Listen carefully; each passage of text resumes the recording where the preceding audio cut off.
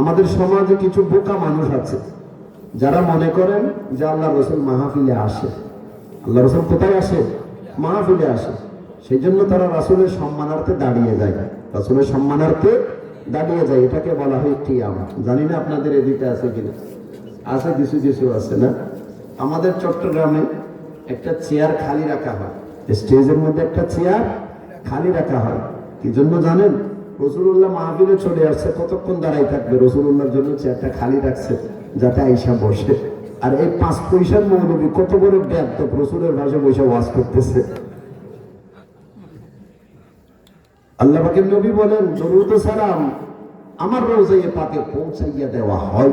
রাসূল মাহফিলে থাকলে, মাহফিলে আসলে তাহলে পৌঁছাইয়া দেওয়ার কি হতো না? দরকার হতো না। আল্লাহ তাআলা তাদেরকে সহিহ বুঝ দান করেন, আমিন।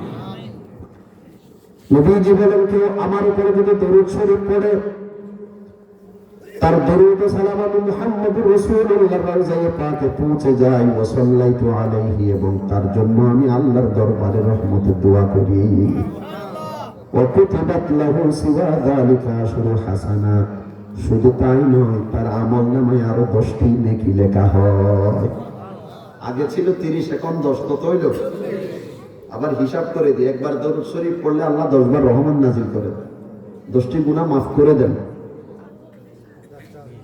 ওনার দরজা 10 স্তর আল্লাহ বাড়িয়ে দেন, ওনার আমলনামায় 10টি নেকি লেখা হয়।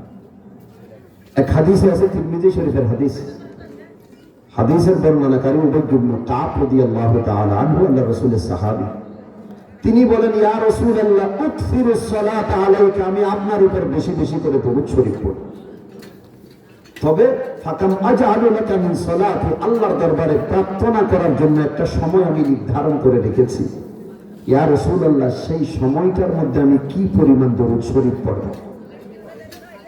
আল্লাহ রাসূল বলেন, মা শিতা, তোমার ইচ্ছা। সাহাবী বললেন, যে সময়টা আমি নির্ধারণ করে রেখেছি, সেই সময়টাকে যদি 4 ভাগ করা হয়, 4 ভাগের 1 ভাগ আমি কি দরুদ শরীফে কাটাই দেব? মনে করেন সময়টা 1 ঘন্টা, 1 ঘন্টাকে 4 ভাগ করলে তাহলে 1 ভাগের মধ্যে কত মিনিট পড়ে? 15 মিনিট। ইয়া রাসূলুল্লাহ, 15 মিনিট কি আমি দরুদ শরীফে কাটাই দেব? আল্লাহ রাসূল বলেন, তোমার ইচ্ছা, আর একটু বাড়াইতে পারলে আরো ভালো, আর একটু বাড়াইতে পারলে আরো ভালো। আল্লাহ পাকের নবী যখন এই কথা বললেন, সাহাবী বলল, ইয়া রাসূলুল্লাহ, আল্লাহর দরবারে প্রার্থনা করার জন্য যে সময়টা আমি নির্ধারণ করে রেখেছি, সেই সময়টার অর্ধেক সময় আমি দরুদ শরীফে কাটাইতে চাই, আপনি কি বলেন? অর্ধেক হলে কত মিনিট হয়? 30 মিনিট। আল্লাহ পাকের নবী বলেন, মা শিতা ফাইন জিদতা ফাহুয়া খায়রুল লাক, তোমার ইচ্ছা আর একটু বাড়াইতে পারলে আরো ভালো। সাহাবী বললেন, ইয়া রাসূলুল্লাহ ফাসসুলুসাইন, 3 ভাগের 2 ভাগ সময় যদি আমি দরুদ শরীফে কাটাই দিই, আপনি কি বলেন? আল্লাহ পাকের নবী বলেন, তোমার ইচ্ছা আর একটু বাড়াইতে পারলে আরো ভালো। 15 মিনিট বলেছে, আধা ঘন্টা বলেছে, 40 মিনিট বলেছে, সব সময় আল্লাহ রাসূল একটাই উত্তর দিয়েছে, মা শিতা ফাইন জিদতা ফাহুয়া খায়রুল লাক, তোমার ইচ্ছা আর একটু বাড়াইতে পারলে আরো ভালো।